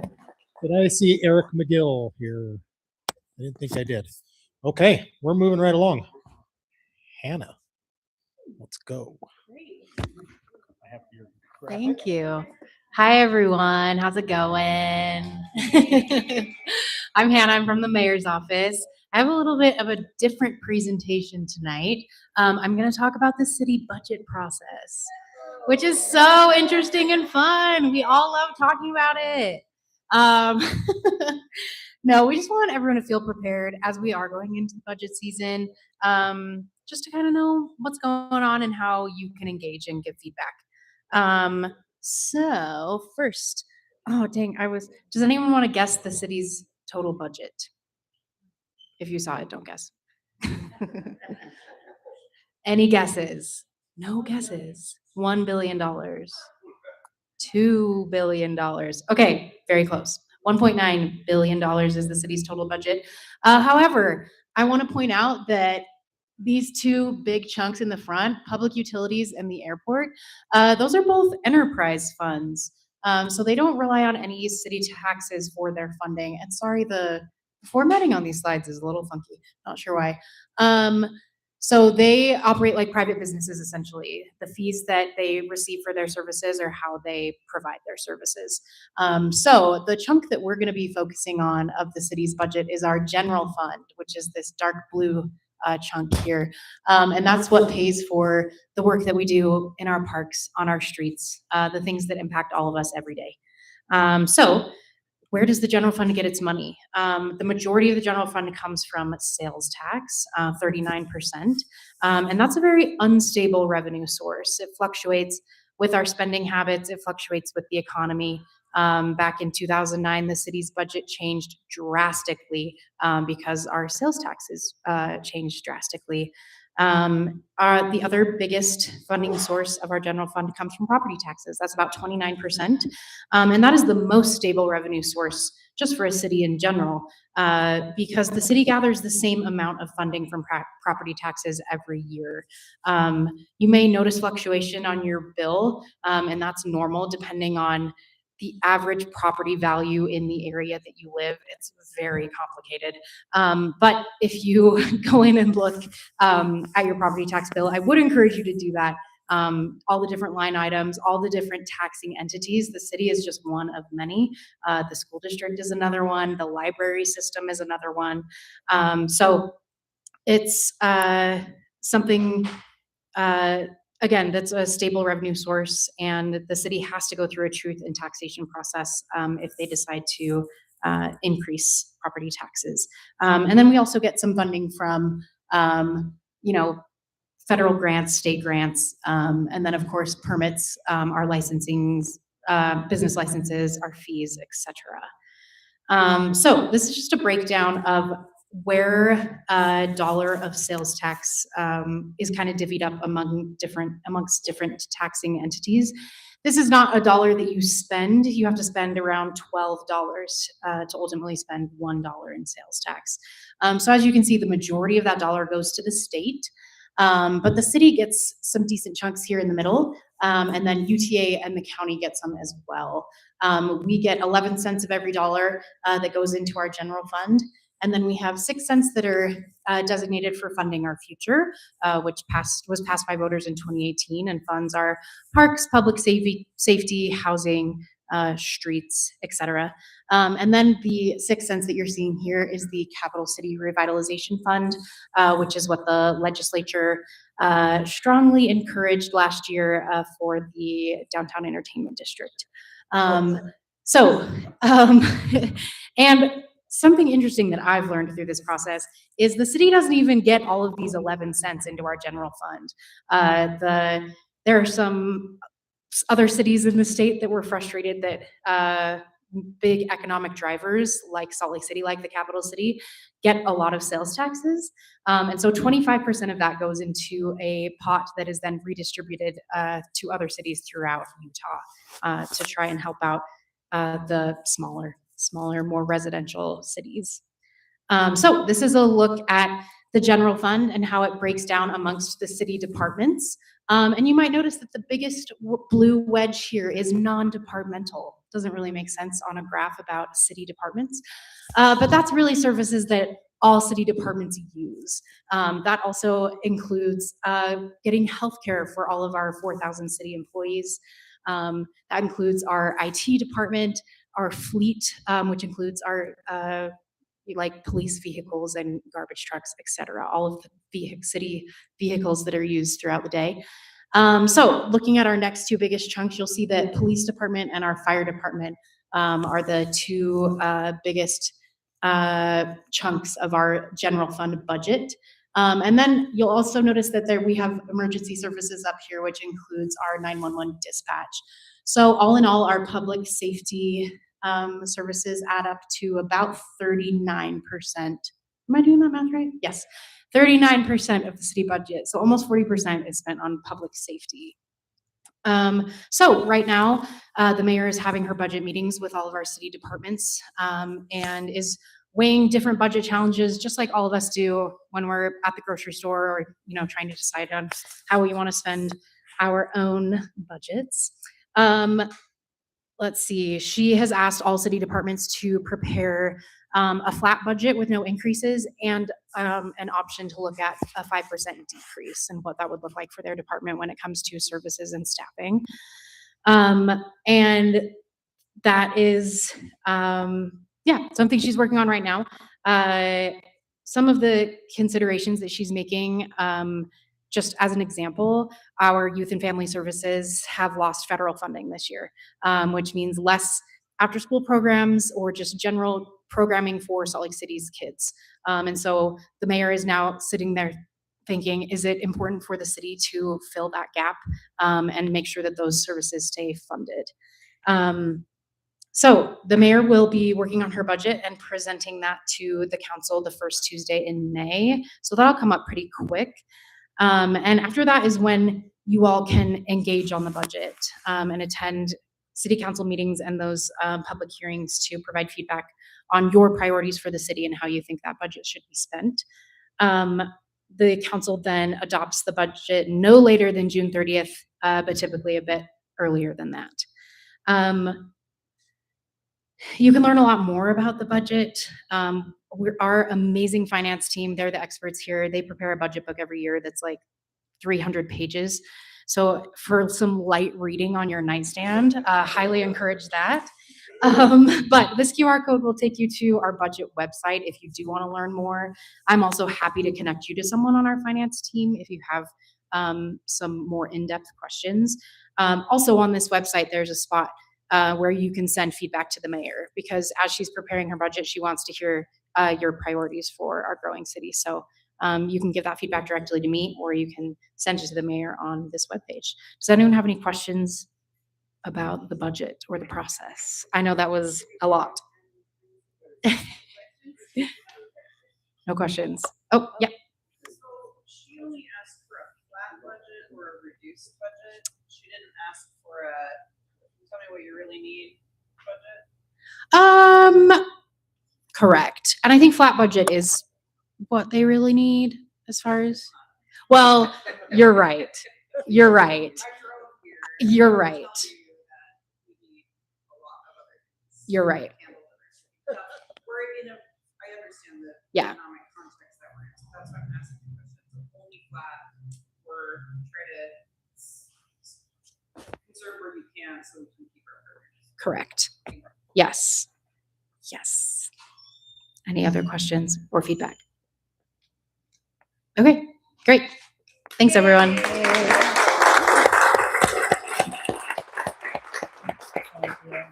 Thank you, as always, Hannah. We're going to bring up Sarah next. All right. Thank you, Hannah. So Hannah can't say it, but I'm your elected representative, so I can. Which is, we are looking most likely at balancing between underfunding city resources and things that we need, or we are looking at a potential property tax increase. And so we have been talking about this. I have been talking about this for several months, but you're going to continue to hear that as part of the conversation because that's honestly what we're looking at. So I'll give you like a couple of examples. One is that we're currently in negotiations with AFSCME, who represents our public servants in public utilities and some of our other city departments related to the collective bargaining. You can imagine that they are reflecting the pressures that you are feeling and our families are feeling related to a lot of like the economic uncertainty because of a lot of things happening both nationally and locally. And so they're asking for what does it look like for the next 3 years for this employee base so that we can continue to attract top talent here in Salt Lake City. As a part of that, that comes with a price tag. If we were to flat budget, that means those cuts are coming from other areas. And so I've yet to hear from a citizen who's like, our streets are great, stop helping them. Or like, our parks are all set, no more needs there. And so it's because we continue to grow, develop, have additional needs for upkeep that we're looking at these pieces, and it'll be part of the conversation that I'm having with you at future meetings. So just keep that in mind. Normally, sometimes people are like the budget, but this is going to be an important year for like engagement. So a couple of local things, and then we'll get into the Salt Lake City update. So first, I know she left, but I just have to say, Roxy, we are so grateful to have Roxy leading our Sugar House Park Authority. She won't toot her own horn, but I will for her. You have to have such a balance between recognizing that she is tasked, along with our entire advisory authority, with the protection of the park and really wanting to honor that treasured resource while also being really cognizant of the realities of abutting a high school that's about to go under development. And so I really was so impressed how that entire authority navigated advocating for our resources, asking the school district for, making sure that they are taking care of, their job as a neighbor to the park and the trees, while also recognizing that the new high school is important to our community and we want to support that being successful. So yay, Roxy. Next on the list, so a couple of fun local updates.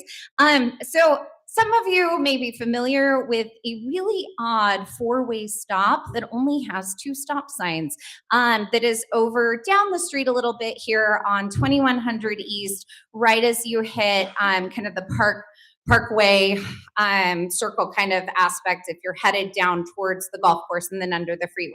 And a lot of people are like, this does not make sense as an intersection. Why would you have 2 intersecting streets with only 2 stop signs? And that's where you see all the signs that are like, just so you know, the through traffic doesn't stop. So make sure you're keeping an eye out. And we still have issues there. Well, you guys are in luck. Enough people have complained that we are getting 2 more stop signs. So it'll be a 4-way stop. moving forward that makes sense for everyone. I do know that there's interest in being able to potentially at one point have like a traffic circle in that area. Love that idea for us, but as you might just have heard, money's tight. So as a part of that, this is a good solution that will get us to being able to discuss that in the future while still keeping our residents safe. Next up, many of you were invested in the old RDA, now CRA art that is on the corner of the DI building that is getting ready to be demolished. And we'll talk about why here shortly. And we're like, what are we doing to save that art? Well, thanks to the amazing work of Miss Julie Morey, who is your council liaison. Yay, Julie, who's in the room. Julie helped save the art. So that art, unbeknownst to some of the council members, is behind their desks as of Tuesday. And so we are storing it with the hope that there's an opportunity for reuse. And I'm looking at my favorite presenter from the public lands, Kira, that we think that there could be an opportunity to be able to incorporate those into Sugar House, because we already have all the sign off from the artists, and it has been like bequeathed to the city to be able to reuse in another public space. So those were saved. Hooray, Julie. Next up, we do have an opportunity to talk about a key zoning issue that you may not know about, but I trust me, all of you care about. For Salt Lake City residential zonings around, it's called Expanding Housing Options. And this was originally planned for Highland High School, where they're talking about changing residential zoning to allow for additional density while still trying to balance and maintaining some of like the character of the neighborhoods with setbacks and some other pieces. We attempted this earlier this year, and due to some AV issues, they weren't able to give their formal presentation. So the wonderful people of Salt Lake Planning are coming back on Monday of next week, the 13th, from 6:30 to 8 p.m. They're going to be here at the Neighborhood Hive. So we're going to share that more broadly, but I would just invite you to consider joining us. The presentation itself will start at 6:30, and then it's followed by a public open house from 7 to 8 p.m. So I know that a lot of people were really interested in seeing the presentation, because when you hear about it generally talked about, you could be like, I have a lot of questions, and that would be fair. So coming to the presentation gives you that opportunity for them to walk through what's being proposed, and then for you to have a question and answer session with our experts. I will be here. I think you should come as well. Okay, so Salt Lake City updates. Here we go. Sugar House streetcar extensions moving forward. Hooray! So many of you were like, this has been announced like 8 times. Why are we announcing it again? That is because the council actually, both as CRA board and the city council, formally approved the agreement at the meeting this past Tuesday. So everything's official. Everyone's working together. Here we go. Let's go streetcar. As a part of that, just so you know, they'll begin demolition of the DI building to be able to allow for additional space to allow that track to come forward. So we're going to be losing the old DI building along with the old fire station that's kind of being used as a storage facility. That will be going away, and we'll be moving that street line up through that property. The expectation is that it'll be available for service by August of 2027. You will see it running before then, but they do practice runs. So if you see it kind of moving forward, but it's a big step for us. It requires a lot of different entities to come together around being able to create that solution. And although you may say it's not that much further than the current Fairmont stop, that is huge for us as a community to get it all the way across the street into Sugar House, the Sugar House Shopping Center, because that's what creates the opportunities that a lot of people are talking about in the future of, could it eventually get up to the clinic? Could it be closer to the park to be able to create kind of more accessible public transit? So more to come on that. Next up, Sugar House hotel proposal. We did public comment at last Tuesday's meeting. You guys showed up in force. It was great. As a part of that, the council will be making our decision next Tuesday in the formal meeting. So because that has already, the public comment period has ended, you still have opportunity to give your public comment via email or through council comments, or you can just come see me at the end of the meeting. I will say, and I shared this with the wonderful women in the front row who are just staunch advocates. I got compliments from the other council members in terms of how coherent this community was in terms of coming and presenting their public comment, that it was very effective, that you articulated various points, and that it was clear and easy to follow. So it's hard to get a compliment on public comment, but you all got one, so there you go. Yay. Next up, so the council, these are just some high level highlights for you to be aware of because we're committed to doing not just Sugar House News. So council approved 8.1 million in funding for to go towards the financial stack for 4 new projects that'll create an additional 600 affordable housing units across the city. That includes a lot of family-sized units, which is one of the council priorities. So we're shifting away from the studios and the 1-bedrooms, and we're really trying to incentivize projects to include the larger units for families, and those were what was funded with this additional next step. In addition to that, we are continuing progress on mixed-use housing and conversations with kind of the Rio Grande master plan area in terms of growth in housing. So more to come on that. We're also looking at our future housing funding strategy. It has become very evident that the demand exceeds our available resources. So we're really trying to think about, as a city, how can we be strategic in not just things like the family units, but also being able to incentivize buildings that have, you know, community resources that are available more broadly, things like daycares and other types of services that benefit the community, and trying to incentivize those by giving extra points to proposals that include those things we know our community needs and we would like to see more broadly adopted. Also, in environmental news, I'm noting all of our water concerns with the low snowpack. You probably saw the mayor issued a stage 2 drought advisory asking our residents to reduce water use a few weeks ago.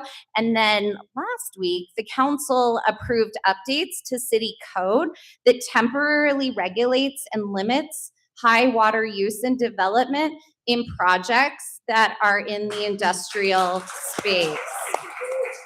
If you know, you know. Additionally, we have some new tools that are available for our Salt Lake police officers. This has been more of an issue around the University of Utah, not as prevalent in District 7.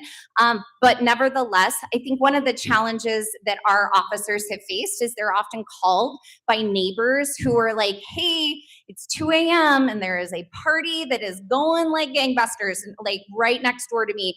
Can you do something about it? And although there are things like noise enforcement and things like that, well, obviously when the police show up, guess what they do? They turn down the music. And so it's really hard to be able to be in the moment at the right time in the right place to be like, yes, that's right. That music was too loud. And so as a part of it, it's been a bit of a game of cat and mouse that has left a lot of neighbors frustrated. So this new ordinance provides more opportunities for our officers to engage in those settings and to be able to have more tools in their tool belt related to how they can actively respond to those issues without it being like, oh, I'm sorry, the noise is too loud, and they turned it down, but then as soon as they leave, they turn it back up. So this is a big win for the residents in that space, and it does give, like I said, our officers some additional tools in that area. Other updates from the downtown area. So the Temple Square request to be able to do street closures from March to October of 2027 related to the Temple open house was approved. Just so you all know, the church is paying Salt Lake City 2.3 million to be able to have that street closure space. And the majority of the reason behind that is for safety, which is important for all of us. So whether or not you are going to be visiting the downtown area or not, it is important to everyone that we had the appropriate safety measures in place, because we're going to be welcoming a lot of people. And so this gives us the resources and the tools to be able to do that. They actually have a really great plan, and they're going to come and share it with you in terms of so the tickets to go visit are free. If you have a ticket, then you have public transit pass for the day. So they're encouraged people to use public transit as opposed to driving down there. They're also working with the local businesses to be able to encourage folks to, once they've left, to frequent our local businesses, as opposed to just general chains. So it creates a lot of opportunity there. There is a proposal about redoing some of the city lights to look like beehives, which is kind of interesting. The thing about that is that's a privately funded effort. Where they're raising money around that. It's a city resource. And so that's why it came before us, and we had a conversation around that. A couple other last minute things. We reviewed a proposal to support small district-based public art projects here within the community, and those are going to be moving forward. So each of the districts has the opportunity to stand up one project. And so as that moves forward, we will have an opportunity as a community to be able to give input about what that looks like. And then we are currently hearing our input on the use of our community-based grants and funding, CDBG. You will know it's just a tight year. Like Hannah was kind enough to say, we have a lot of community organizations that were negatively impacted by the loss of federal funding. And yet we see more and more people in the community who need access to those types of services. This includes everyone from folks who are providing mental health services, housing services, like the YWCA for individuals suffering, in a domestic abuse type space and needing a place to go. It includes our food banks. It includes, travel and transit, for individuals who can't afford those types of resources and yet are trying to get on their feet. So there's a lot of need within the community. We did one round of public comment. We will do another. But if you were thinking I'm really looking to diversify my volunteering outside of, just the traditional projects and community members that come here. There's a lot of great organizations that are within that grant application list, and they're looking for help. And sometimes help is as simple as your time, not even your dollars. And so just consider looking into that. And if you have thoughts and feedback about how those grants are currently distributed, City Council hasn't made a decision on that just yet, and we still have a couple weeks, so we're taking input. So that brings me to the last thing. You can stay engaged, not just by attending the council meetings, which are oh so fun, but you can also email council.comments@slc.gov. We have a phone number too, 801-535-7654. You can always find me here. And I just appreciate all of the investment. Like I said, you guys rocked it at public comment. I was so proud of our community. I was like, yes! And they always say, they're like, you can't comment after public comment. But I did, because I was like, I am so grateful that everyone loves Sugar House Park. You guys are the best. So anyway, just wanted to say thank you again for that. And like I said, look forward to a robust conversation during budget season. So thank you. Oh, Simon, yeah. Close the streets. And obviously, from a public safety perspective, that's the right thing to do. If I remember from Hannah's slides, because I did pay attention, the general fund was about 560 million, 67 million maybe. 40% of that, roughly, public safety. 2.3 million is less than 1% of the public safety. Is that being covered in that 2.3, or is it going to be something on top of that? Because that doesn't seem like a great deal Yeah, so they are being charged the exact same amount that any other entity would if they were asking to close a street. It's just for an extended period of time. On top of that, they are paying for the services for additional security and additional needs they may have. So they've coordinated with SLCPD, fire, streets, the Downtown Alliance, and many other organizations.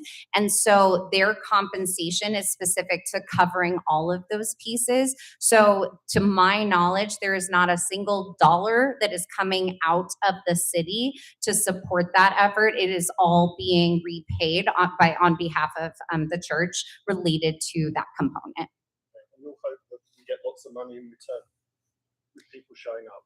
Yes, and that is hopefully, one of the pieces that I think the Downtown Alliance is really excited about in terms of the opportunity for our community to benefit from that.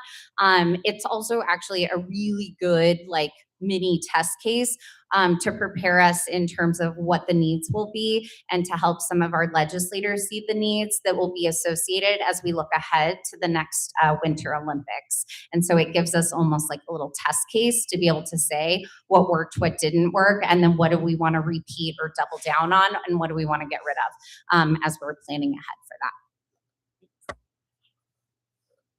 that. Thanks, Sarah. All right, we've run out of time, but Senator Bluen is here, and he has been monitoring the ICE facility very close. So if you have any questions.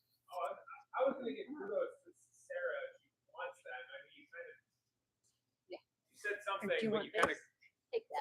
All right, kudos to the city council and the city itself on that issue. I mean, Sarah mentioned it briefly, but stepping in and trying to slow down the permitting process. I spoke with Laura Brieford the other day, and it sounds like there is a hope there that we can actually stop this facility from happening, at least for the foreseeable future. And so you got my support, and I'm sure any other elected official in this area is going to stand up and do everything we can to fight back against that. So thanks to the city, and kudos. You didn't say anything about it. You kind of glossed over it, but you deserve a shout out for standing up on that.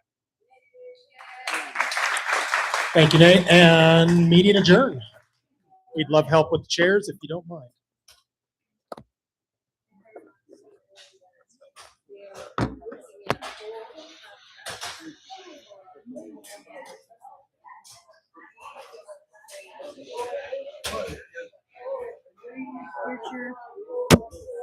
Thank you. Appreciate it. They're getting a little bit better. They're getting better. I think it's just, I think we all are. It's a long Trump administration.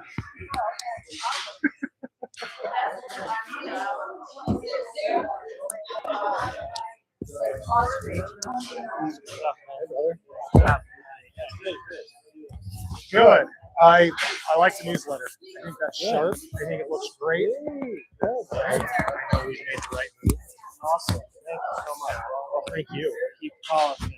All right. You know what we need to help. Okay, we'll do that. And I think the YouTube video went off without a hitch today. Yeah, it did. Yeah, yeah. Summary up tomorrow. All right. Thank you. Hey, Judy, I'll email you the summary. So we can talk about quality control. I spell it. Okay. Well, get you. All right.